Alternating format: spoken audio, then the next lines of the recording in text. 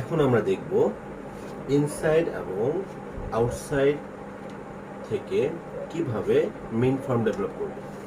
প্রথমে আউটসাইড যে প্যাটার্নটা আছে, আউটসাইড প্যাটার্নকে একটা প্যাটার্ন করে ভালোভাবে বসিয়ে নিব। বসিয়ে পেন্সিল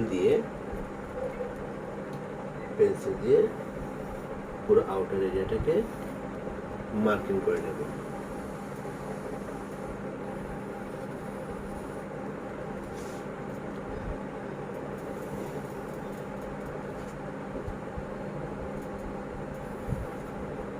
এবং মার্কিং করার সময় অবশ্যই এখানে যে পয়েন্টগুলো আছে, যেমন vamp point, middle point, outside ball point এবং ব্যাক সাইড পয়েন্ট, এগুলোকে মার্ক করে নিতে হবে।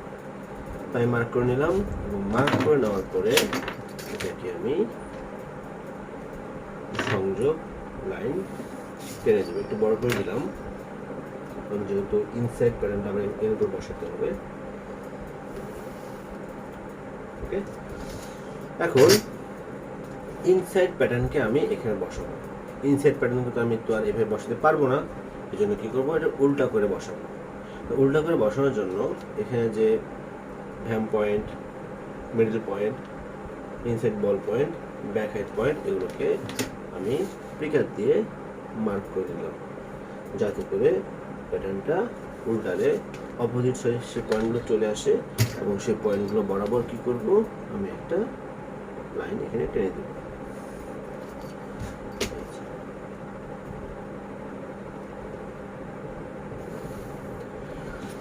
ওকে, এখন দেখেন এটাকে আমি এর উপর বসাবো। তো এটা হচ্ছে আউটসাইড, এটা হচ্ছে ইনসাইড, এটা হচ্ছে ভ্যাম পয়েন্ট। ইনসাইড এবং আউটসাইডের ভ্যাম পয়েন্টটাকে আমি সমান করে ধরবো। এবং আমরা এর আগে বলেছিলাম আপনাদেরকে যে লাস্টের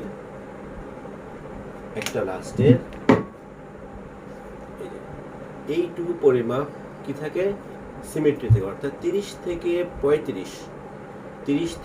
35 mm ডিস্টেন্স কি থাকে, সিমেট্রিক থাকে, অর্থাৎ সমান থাকে। ইনসাইড এবং আউটসাইড পার্থক্য তৈরি হয় এই পোরশন থেকে, এতটুকু পোরশন থেকে। তা এখানে যখন আমি লাস্টকে মিন করব, মানে অ্যাভারেজ করব, গড় করব, তখন লাস্টের এই যে সারফেসটুকু আছে এতটুকু আমি সমান রাখার চেষ্টা করব। এখানে আমি বসালাম, দেখুন ভালো করে এই ভ্যাম পয়েন্ট ঠিক রেখে প্রথমে পেন্সিল দিয়ে দাগ দিয়েছি, এখন দিয়েছি লাল কলম দিয়ে দাগ, যাতে আমি সহজে বুঝতে পারি কোনটা ইনসাইড কোনটা আউটসাইড। এতটুকু পর্যন্ত দাগ দিয়ে দিলাম। ওকে, এখন দেখেন এখানে কিন্তু ব্যাক হাইট পয়েন্ট কিন্তু এই পয়েন্টের সাথে মেলেনি। এই জন্য কী করব, এই যে এখানে যে ভ্যাম পয়েন্ট আছে এখানে ধরবো, ধরে এটাকে আমি রোটেট করব, স্প্রিং মানে ঘোরাবো। দেখেন প্যাটার্ন শুধুমাত্র ঘুরতেছে কোনটা, এই যে ব্যাক হাইট পয়েন্টকে আমি আউটসাইড ব্যাক হাইট পয়েন্টের সাথে মেলাবো। এখন দেখেন এতটুকু না, এই যে এতটুকু পরিমাণ এখন আউটসাইড প্যাটার্নের উপর বসে গেছে। আমি এখন তার উপর দিয়ে একটা লাইন টানবো। এটা আর বেশি যাওয়া দরকার নাই, যেহেতু আমি অলরেডি সামনে মার্ক করে নিয়েছি, এই জন্য এটা এখানে স্টপ করে গেলাম যেহেতু। এবং এটাকে আমি এই লাইন যেখান পর্যন্ত সংযোগ হবে সেখান পর্যন্ত আমি টেনে দিলাম। ওকে, আমি আবার বলছি, এই যে প্যাটার্নকে প্রথমে সামনের দিকে আমি বসাবো এবং সেটা অবশ্যই কি করব, যে লাস্টের এতটুকু পরিমাণ যেহেতু সিমেট্রি থাকে, সমান থাকে, আমি অতটুকু পরিমাণ সমান করে বসিয়ে এখানে একটা লাইন টানবো।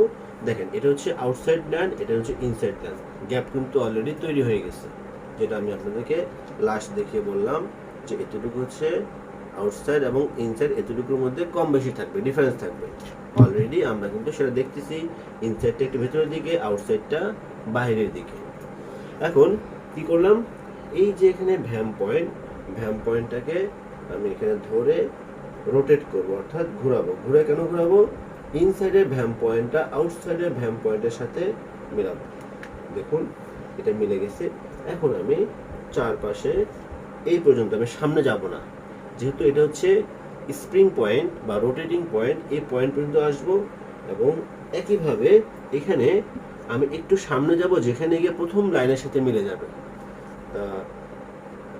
এবং সেই সাথে কি করব, এখানে একটা যে পয়েন্ট আছে সেই পয়েন্টটা নিব এবং এখানে একটা পয়েন্ট নেব। এটা হচ্ছে ইনসাইড মিডল পয়েন্ট, এটা হচ্ছে ইনসাইড বল পয়েন্ট।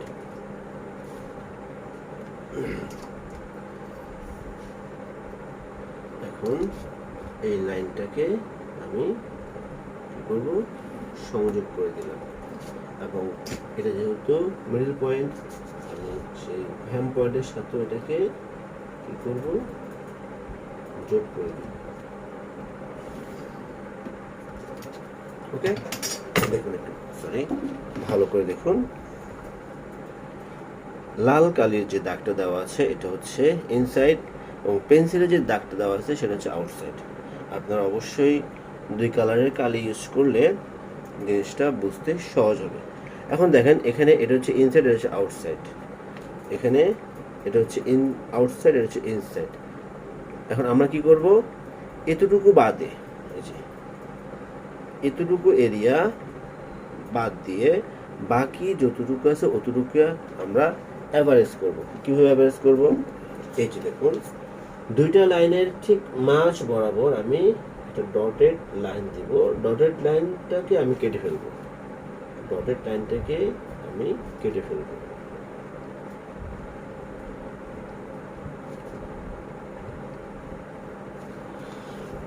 সেম একইভাবে back height, dotted line, dotted line হচ্ছে দুই লাইনের মাঝখান দিয়ে, ইনসাইড এবং আউটসাইডের মাঝখান দিয়ে, এই জন্য এটাকে বলা হয় মেইন ফর্ম প্যাটার্ন, অর্থাৎ ইনসাইড এবং আউটসাইডের এভারেজে যে প্যাটার্ন হয় সেটাকে বলি আমরা মেইন ফর্ম প্যাটার্ন। আমাদের কাজ অলমোস্ট শেষের দিকে।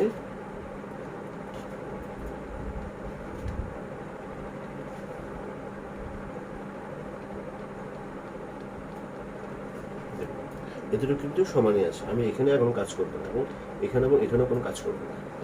দেখুন কাছে এনে দেখাচ্ছি যে এখানে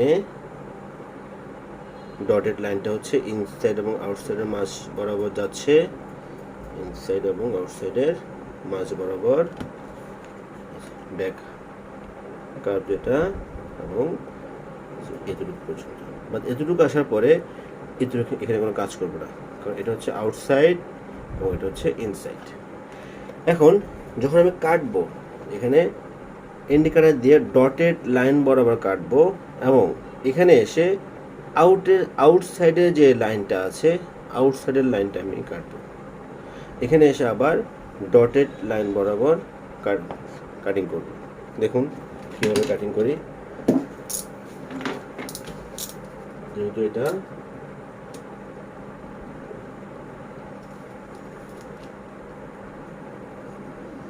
আউটসাইড লাইন বরাবর কাটতেছি, এখানে এসে ডটেড লাইন দিয়ে কাটতেছি। দেখুন ডটেড লাইন দিয়ে এবং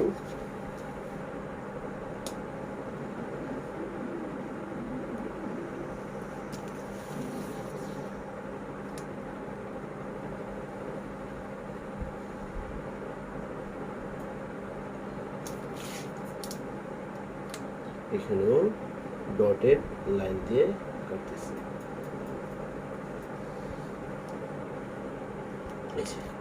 কাটিং করা শেষ।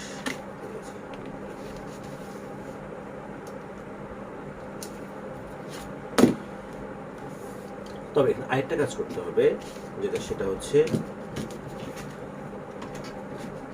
এটা তো হচ্ছে আউটসাইড লাইন, এটা হচ্ছে ইনসাইড লাইন। এখানে ইনসাইড লাইন এটা ঠিক মাঝ বরাবর আমি কিছু স্লট কেটে নেব। স্লট কেটে কেন কেটে নেব, যখন আমি প্যাটার্ন ডেভেলপ করব সেকশনাল প্যাটার্ন, তখন ইনসাইড এবং আউটসাইড লাইনকে সেপারেট করার জন্য আমার এই পয়েন্টগুলো লাগবে।